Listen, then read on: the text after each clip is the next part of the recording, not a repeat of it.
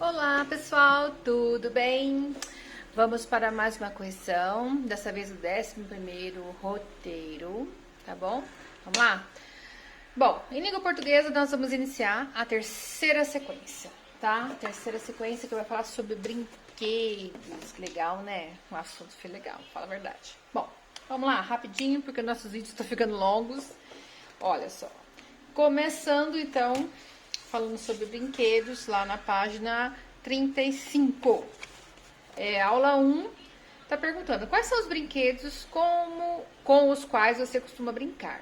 Você sabe do que esses brinquedos são feitos? É uma resposta particular, porque cada um brinca de um jeito, né? Então a maioria hoje, se você for falar hoje, né, seria mais jogos de computador, né, e tudo mais. Mas uma bola, de repente, uma boneca. Não sei o que vocês costumam brincar, mas aí vocês têm que responder também do que eles são feitos, tá bom? 2. Você sabe quais eram os brinquedos que as crianças costumavam brincar no tempo dos seus pais e avós? Quem fazia esses brinquedos? Se for necessário, pergunte para seus familiares ou vizinhos que viveram naquela época.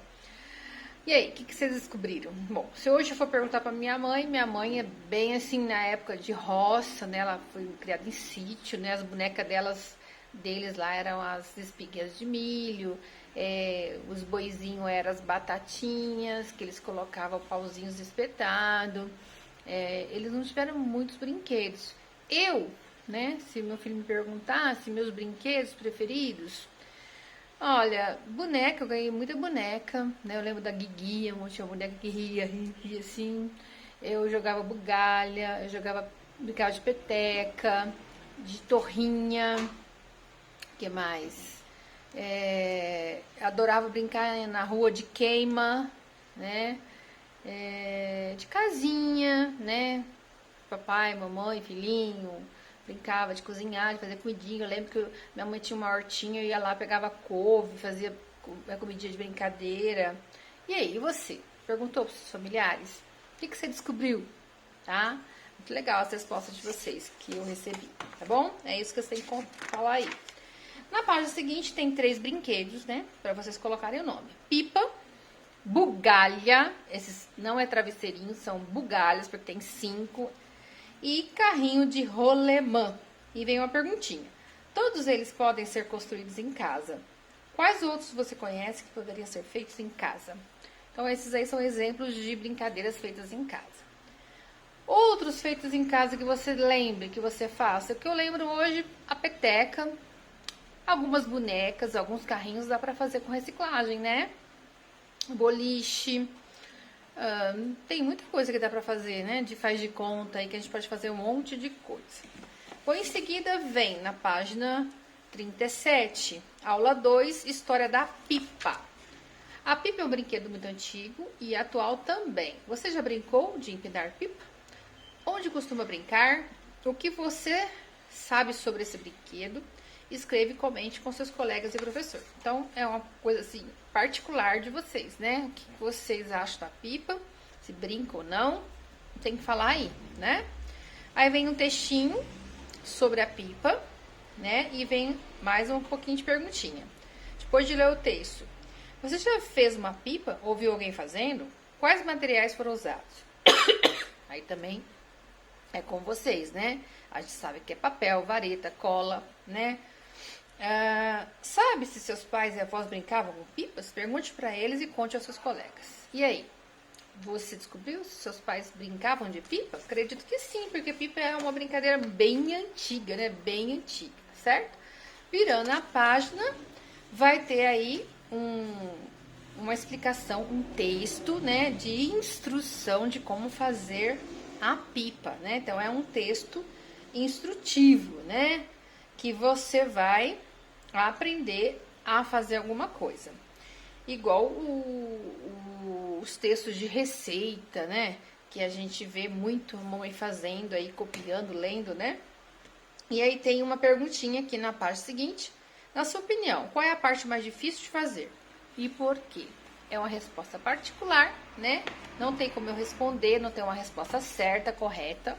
É vocês que tem que me falar aí qual dessas partes aí do modo do como fazer é a mais difícil. Mas tem que explicar o porquê, tá bom? Continuando então, na página 40, fala sobre a construção de um carrinho de rolemã, né? E aí, na perguntinha aqui, ó, vamos ver. Você conhece o carrinho de rolemã? Leia algumas informações sobre ele. A construção de um carrinho de rolemã geralmente é artesanal, feita com ferramentas simples como martelo e serrote.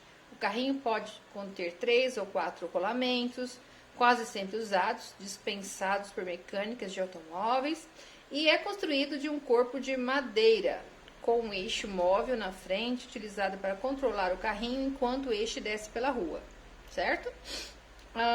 Assista ao vídeo sobre a construção de carrinho de rolemã e escreva um texto instrucional sobre esse brinquedo, tá? Então, tô pedindo para vocês assistirem um videozinho sobre rolemã e responder. Você já andou de carrinho de rolemã? Quem fez? Bom, se fosse eu nunca já vi, mas não, né? Complete as palavras com R ou RR. Então, palavrinhas com um R. Tem um sonzinho mais assim, fraquinho, tá? E com 2 R's é um pouquinho mais forte. Então, vamos ver. Carinho ou carrinho? Os dois existem, não é? Carinho ou carrinho? 2 R's é bem mais forte. Então, tanto faz um como o outro. Agora ali, rua ou rua?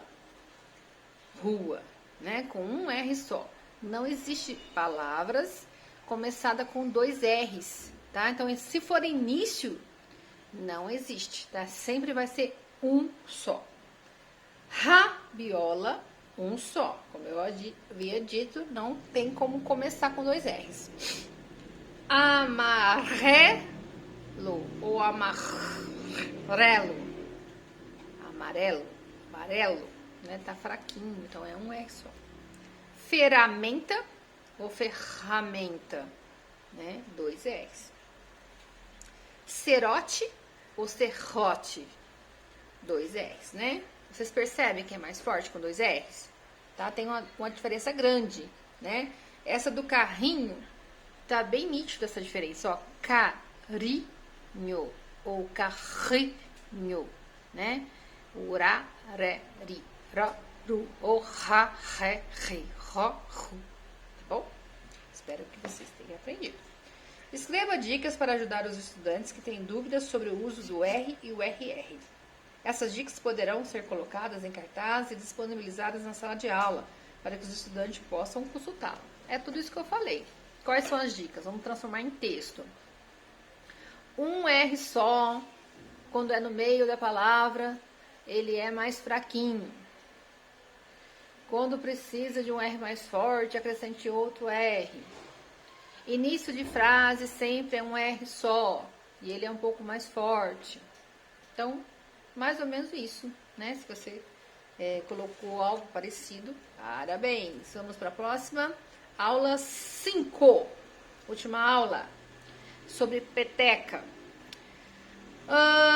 Então, número 1. Um estudante do 2º ano digitou o texto sobre a peteca com alguns erros ortográficos. Descubra quais foram as 10 palavras escritas incorretamente e circule-as. Então, vamos lá.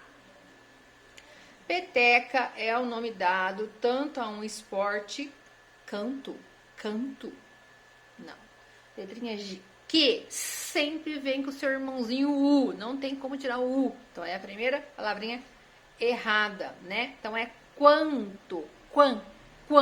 Então, é o que, o U e o A. Ao artefato esportivo, utilizado em sua prática, sendo ambos de origem. Não.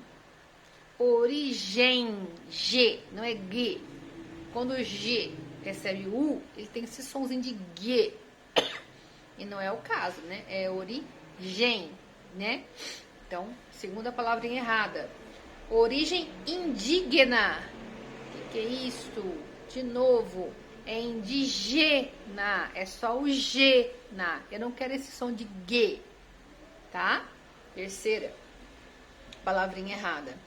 A peteca possui uma base que concentra a maior... Opa, tem mais uma aqui. Que. O que sempre vem com U. Igual o G, também vem com U, tá? Presta atenção. Quarta palavrinha errada. Concentra a maior parte do seu peso. Geralmente, não é G, é geralmente, não tem U nesse caso, tá? Olha só, bem atenção. O que sempre vai ter o U juntinho, não tem como. Não. Agora, o G, ele pode ser que às vezes é retirado esse U, mas aí fica com o som de G, né? Recebe o som da vogal, tá bom? É diferente, tá? Então, essa foi a última palavrinha, né? Ah, tem mais... 10. Já esquecendo, é 10. Essa foi a quinta. Feita de borracha? Não, né? É borracha. 2 R's. É uma extensão mais leve, geralmente feita de penas naturais? Não, naturais, né? Tem som de ra, não de ra. Ou sintética, com o objetivo de dar equilíbrio, tá faltando o U, né? Lembra que eu falei o que sempre vem com U. Ou orientar sua trajetória, não ri, mais uma erradinha. No ar, quando, não é cando, né? O que com A ficaria K, quase o K, e isso não existe, tá? O que sempre vem com U. Quando arremessada. A peteca era muito utilizada pelos índios como atividade esportiva. E aí, acertaram as 10 palavrinhas? E aí você tem que escrever elas corretamente no exercício 2. Escreva 2 dicas para ajudar os estudantes que têm dúvidas ao escrever essas palavras, pensando no uso do C com Q e U e G com G e U. O que vocês conseguiram pensar? O C e o QU, que nós podemos dizer? Eles são muito parecidos, a gente pode falar cuidado. A diferença é que o Q sempre vem acompanhado do U. Então, presta atenção. O que nós podemos falar do G e do GU? Bom, eles são, para começar, eles têm sons diferentes. Atenção para os sons do G e do GU, certo? O G sozinho é muito parecido com o som do J, né? Quando é com E e com I. Então, G e G com G e J com E e com I, GG, são parecidos, certo? E eles têm um som diferente. Então, tem que ser um cartaz de atenção para os sons iguais, né? E para que, quando ele recebe o U, né? Ele tem um som diferente, que fica GU, né? GI, G. Então, a gente quase fala esse U aí, mas de modo diferente. Então, mais ou menos isso é umas regrinhas que a gente pode formular aqui para não esquecerem, certo? Língua portuguesa é só. Vamos para a matemática? Bom, matemática a gente vai iniciar a sequência didática, né? 3. Então, vamos lá. O recorde nos saltos em distância. Então, tem um textinho aí, né? Sobre informações sobre salto à distância. Vamos trabalhar esses números de distância, certo? Escreva por extenso os anos que estão registrados em algarismo no texto. Então, vamos lá. Por extenso, o que significa? Escrever como se lê. Então, nós temos aí 1948, 1901, 1991, 1988, tá? Então, você escreva como se lê. Você põe o número na frente, o numeral, e em seguida você escreve. Não tenho o que falar aqui, tá certo? Há quantos anos foi registrado o primeiro recorde mundial da prova masculina de salto em distância? E aí, o que vocês responderam? Aqui no texto está falando que o recorde foi em 1901. Nós estamos em 2021. Como que a gente faz essa conta? Bom, vocês podem armar ela. Vocês colocam o número maior em cima, 2021, menos 1901, certo? Ou a gente pode ir devagarinho, né? Contando de 100 em 100, por exemplo. Então, vamos ver, ó. 1901 para 2001 são 100, certo? Andou 100. 2001 para 2021, 20. Então, 120, tá? Acertou? Vamos continuar. Página seguinte.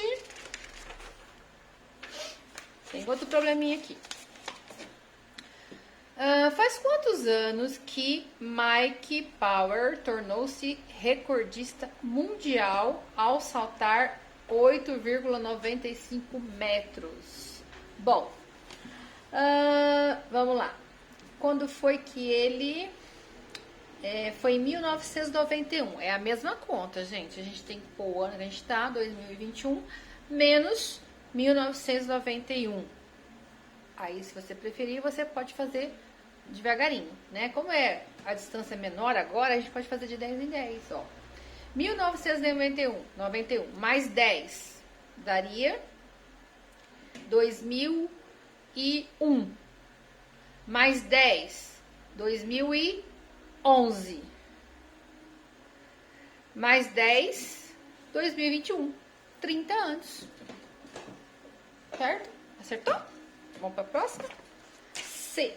Há quantos anos foi registrado o recorde mundial de prova feminina de salto em distância obtido pela atleta Galina Kristjakova? Acho que é isso. Bom, então vamos lá ver no texto que ano foi isso? 1988. Tá mais próximo, né? Mais próximo, faz a mesma coisa. Ou você arma a continha 2021 menos 1988, ou você faz devagarinho até chegar lá. Então, quanto falta de 1988 para chegar em 2021? Ó, a gente pode fazer assim, ó. 2088 para chegar em 2000, ó, 88, 90 dá 2, mais 10 dá em 2000, são 12. 12 até 2000. 2000 até 21 é 21. Então, 21 mais 12, 33. Acertou? 33. É assim que a gente faz uma continha de menos. Ou a gente arma, maior tira o menor, né? Ou a gente faz a seguinte pergunta. Quanto que falta para o número chegar para o maior, tá? E assim você consegue fazer a subtração. Ok? Vamos continuar. Na 3 aqui, resolva os problemas considerando as informações no texto. Então, tem um textinho aqui. Você sabe que 1 metro corresponde a 100 centímetros, certo? Ao obter a marca de 8,95 metros, o atleta conseguiu saltar 8,95 metros. Quantos centímetros a mais ele deveria ter saltado para obter a marca de 9 metros? E aí? 8,95. 8,95. Tá quase no 100, não é? Se cada 100 completa 1, então faltou só 5 centímetros. Mais 5 centímetros ele fazia 9 metros. Acertou? Vamos continuar? Qual a diferença? Gente, não sei por que eu tô sofrendo. Vou aumentar aqui. Se consigo aumentar. Parou. Qual a diferença em centímetros entre o recorde mundial masculino e o feminino? Gente, diferença. Alunos, presta atenção. Diferença, mais que, menos que, comparação, sempre é subtração. Continha de menos. O maior tira o menor. Então, vamos lá. A diferença entre 8,95 metros dele e 7 metros e 52 centímetros dela, quanto que dá essa continha? Então, vocês têm que fazer, ó, como ela é a menor, 7 metros e 52 centímetros para chegar no 8,95, tá super fácil, muito fácil, ó. Se você aumentar 7,52 para 8,52 é 1. Do 52 para o 93 dá 43, então fica 1 metro e 43 centímetros. 1,43 ou 143 centímetros, porque 1 equivale a 100. Entenderam? Acertaram? Espero que sim. Vamos continuar? Na página seguinte, que eu já estou na página 113. Exercício 4, vamos lá. No pátio da escola ou na quadra de esportes, com o apoio de uma fita métrica, registre 1 metro de comprimento. Em seguida, estime o ponto da quadra em que se localizará o comprimento de 9 metros. Em seguida, realize a medição para verificar se sua estimativa foi adaptada. Olha, não sei se vocês fizeram essa atividade aí na casa de vocês, mas é uma resposta meio que pessoal, né? Como foi essa experiência? Cada um vai responder de um jeito, né? Porque cada um tem um espaço diferente aí. Se fosse na escola, a gente teria quadro para fazer. Então, assim, 1 metro, né? Se você mediu 1 metro e depois comparou com 9, quer dizer o quê? Que essa medida de 1 coube 9 vezes, né? Isso que o exercício queria que vocês notassem, tá bom? Mas não sei se vocês conseguiram por conta de espaço. Na rua daria para fazer, né? Mas a resposta seria mais ou menos isso, né?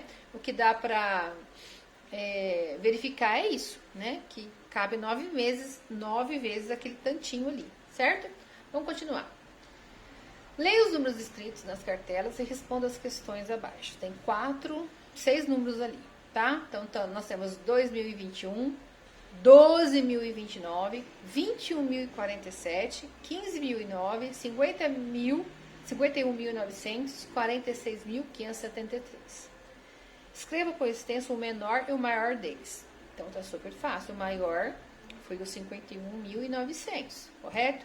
E o menor, 2021, que é o nosso ano aqui. Aqui tá pedindo para decompor esse número, né? Decompor é desmanchar o número, né? Falar quanto vale cada númerozinho ali, né? Que ele representa, certo? Então, 12.029.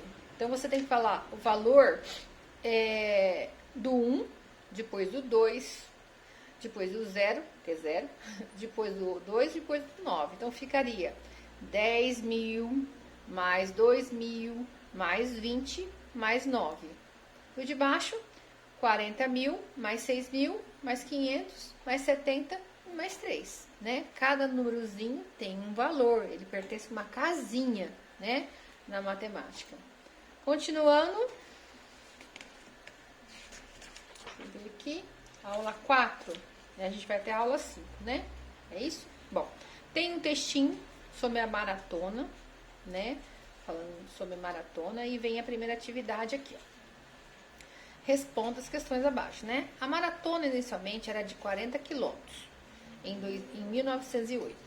Nos Jogos Olímpicos de Londres passou a ser de 42 quilômetros e 195 metros, que corresponde a 42,195 quilômetros. Quantos quilômetros houve de acréscimo ao percurso da maratona? Olha, ele era de 40, passou a 42,195. Então, tá muito fácil, né? Aumentou 2,195, né? 2 quilômetros, 195 metros. Tá fácil? B. Sabemos que 1 quilômetro vale 1.000 metros. A diferença em metros entre o percurso inicial da maratona dos Jogos Olímpicos de Londres foi mais de 2.000 metros? Menos de 2.000 metros ou exatamente 2.000 metros? E aí? 2,195 quer dizer que foi mais de 2, né? Já tem a vírgula dizendo ali que tem mais um pouquinho, né? Então foi mais de 2.000 metros, né? 2.000 metros e 195, né? Vamos lá, continuando. A página... Perdi aqui agora. Página... Computador... Página 115, exercício número 2. Se a maratona teve início às 9 horas e 30 minutos, qual é o horário que chegou o primeiro colocado? Bom, o primeiro colocado, ele gastou quantos minutos, né? Tem que verificar no texto. Vamos lá verificar no texto? Vamos lá? Olha, o primeiro colocado, ele gastou 2 minutos, 8 segundos e 44 milésimos. Então, se começou 9h30, mais esse horário dele, né? Você acrescenta 2 horas, fica 11 horas. Você acrescenta mais 8 minutos, fica 38. E você acrescenta os 44 segundos, certo? Vai ficar 11 horas, 38 minutos e 44 segundos. Conseguiu entender? No tempo depois, do primeiro colocado chegou o segundo colocado. Bom, vocês têm que ver a diferença do primeiro para o segundo, né? Aí aquela que eu falo sempre, é sempre o maior tirando o menor, né? Então, se você ver qual é a diferença, você tem que tirar 2 horas, 9 minutos e 54 segundos, menos 2 horas, 8 minutos e 44 segundos, que vai dar o total de 1 minuto e 10. A diferença dos dois é por causa de 1 minutinho e 10, ele ganhou, tá? C. O maratonista Krimar, acho que da Eritreia, África, chegou 2 minutos e 10 segundos depois do primeiro colocado. Quanto tempo ele gastou para correr a maratona? Se ele gastou 2 minutos e 10 segundos depois do primeiro colocado, então a gente só acrescenta 2 minutos e 10 segundos, né? Ou seja, vai dar 2 horas, 10 minutos e 54 segundos, que eu somei 10, eu somei 2 minutos ao 8 que ele já tinha e mais 10 segundos ao 44, então ficou 2 horas, 10 minutos e 54 segundos. Ruim, né? Tempo assim, horas, é complicado, né? A gente tem que prestar muita atenção em horas, que confunde. Acabou só. Vamos para a próxima página. Aula 5. Natação. Tá? Natação, uma das modalidades mais nobres dos Jogos Olímpicos. Tem um textinho aqui. E vamos à pergunta. Uma das competições de natação é o nado livre. Em uma das provas, as nadadoras precisam nadar 1.500 metros. Quantas voltas na piscina olímpica os nadadores deverão dar para completar a prova? Ora, 50 metros a piscina, né? Quantos 50 cabe no 1.500? Então, você poderia fazer de 50 em 50, fazer a divisão de 1.500 por 50, né? Tem várias maneiras de você conseguir fazer essa conta. Você pode ir diminuindo, né, de 50 em 50, até ver quantas vezes você diminuiu, tá? Eu não sei como foi o seu jeito de fazer, mas você vai chegar no resultado de 30 voltas, tá? Então, aí é o jeito que você achar melhor, tá bom? Vamos continuando na 2. Na modalidade crawl livre, uma das competições é o revezamento, na qual 4 nadadores se revezam para pular na piscina olímpica e nadar ida e volta. Quantos metros cada nadador nadará nesse tipo de revezamento? E a equipe toda, quantos metros nadará? Bom, Ida e volta, uma é 50, mais 50 dá 100, né? Cada nadador vai fazer 100 metros, né? Que é ida e volta. Como será 4 nadadores e cada um vai nadar 100 metros, então a equipe toda 400 metros, ok? Acertou? Eu acho que acabou, né? Deixa eu ver. Tem mais um pouco. Ah, não, tem mais. Na página 117 tem mais um pouquinho. Uma piscina semiolímpica tem 25 metros de comprimento. Ela é metade, né? Ela é semiolímpica. Se for disputar uma competição de natação na modalidade costas, 200 metros, quantas voltas na piscina semiolímpica um nadador terá que dar para completar a prova? Uma foi fácil, né? 50, 50, 50 e 50. Deu os 200. Agora 25. Olha só, facinho, hein? Se numa piscina normal você consegue fazer 100, 4 voltas. Então, 25 você tem que dobrar isso, 8 voltas. Entendeu? Vocês podem também pensar assim, ó. Pode fazer assim, uma volta, 25. 2 voltas, 50. 3 voltas, 75. 4 voltas, 100. E até chegar em 8 voltas, que vai dar 200. Tá? Sim, a matemática, ela abre um leque de opções de como a gente pode resolver um problema. É só pensar, estudar, praticar, tá bom? Vamos para o último exercício. Ali tem uma piscina, olha que bonitinha essa piscina. Ela tem 50 metros e tem ali uma sugestão de modalidade de medley, né? Tem competição que tem de 200 metros, 400 metros e 4 vezes 100. E tem a competição de borboleta, que tem de 100 metros e 200 metros. O exercício está pedindo para vocês inventarem um problema. E lógico, resolver. Então, vamos lá. Então, dá para fazer um monte de tipo de problema. Então, eu vou citar um, que não precisa ser esse que eu vou falar. Você pode inventar outra coisa, né? Então, vamos lá. Numa competição de nado borboleta, o atleta tem que dar quantas voltas na piscina? Eu tenho que falar qual é a competição. De 200 metros, quantas voltas ele tem que dar na piscina?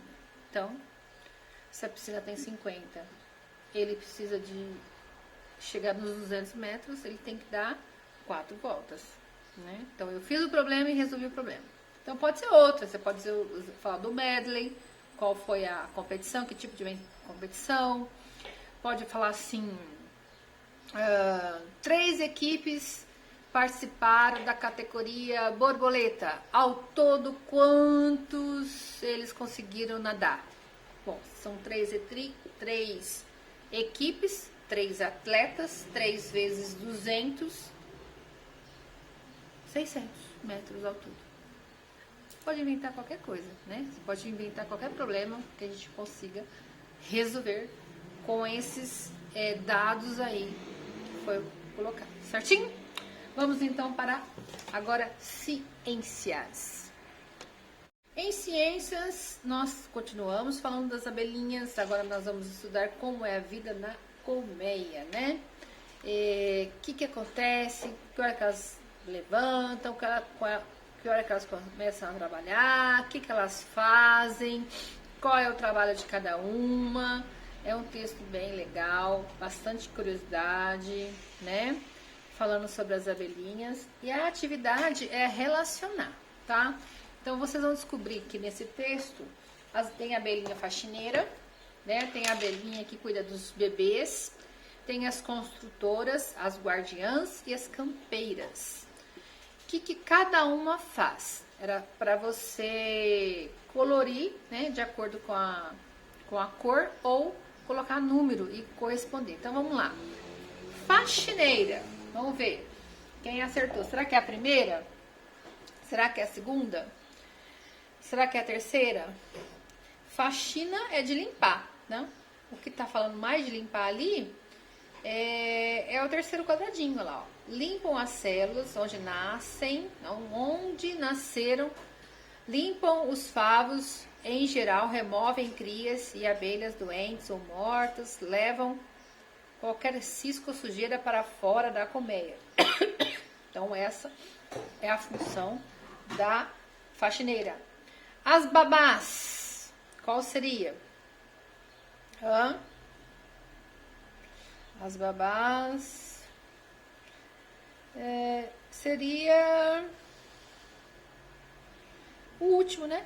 Olha lá. Produzem geleia real, transformam o néctar em mel, armazenam o pólen, alimentam a cria, a rainha e os zangões com o alimento adequado.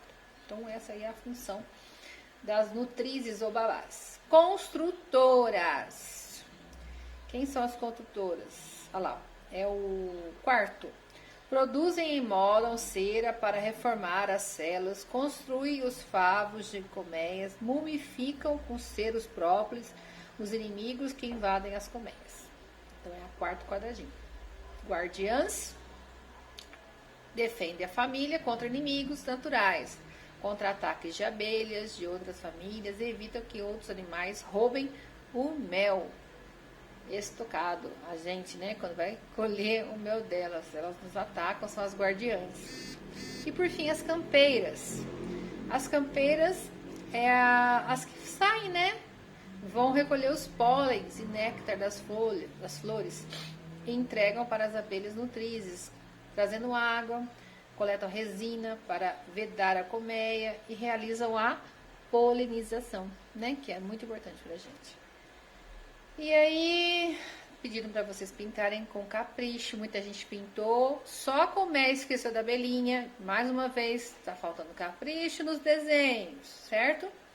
E chegou a hora do trabalho, eu já expliquei sobre esse trabalho, ele vale nota.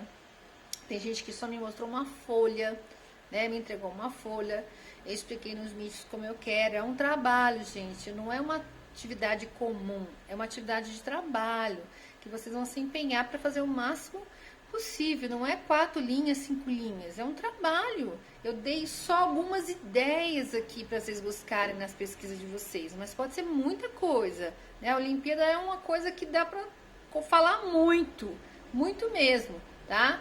Tenho chegado a alguns trabalhinhos legais, com capa, com desenho, né? Eu falei aqui, né? Tudo isso é para enriquecer o trabalhinho de vocês, ok? Então, mais uma vez, eu quero reforçar, eu ainda estou recebendo, só que não vai valer a mesma nota, né? Porque tá com atraso, tá? Eu ainda estou recebendo. É como se fosse uma prova de vida de vocês, que eu estou vendo que vocês estão fazendo, que vocês estão recebendo e fazendo alguma coisa, tá? E as Olimpíadas tá aí, né? Tem muitas informações, dá para responder tudo isso aí, dá para colocar coisa que nem eu sei, né? Eu quero que vocês me surpreendam. Tem gente caprichando e tem gente que não tá nem aí com isso. Não é uma atividade comum, é um trabalho. É um trabalho que vale nota, que vale frequência, que vale tudo isso, né? Para mim anotar aqui o que vocês estão fazendo, tá bom? Espero que vocês tenham acertado quase tudo. Se tiver alguma dúvida, vocês deixam um recadinho pra mim e vai falando comigo, tá bom? Beijinho!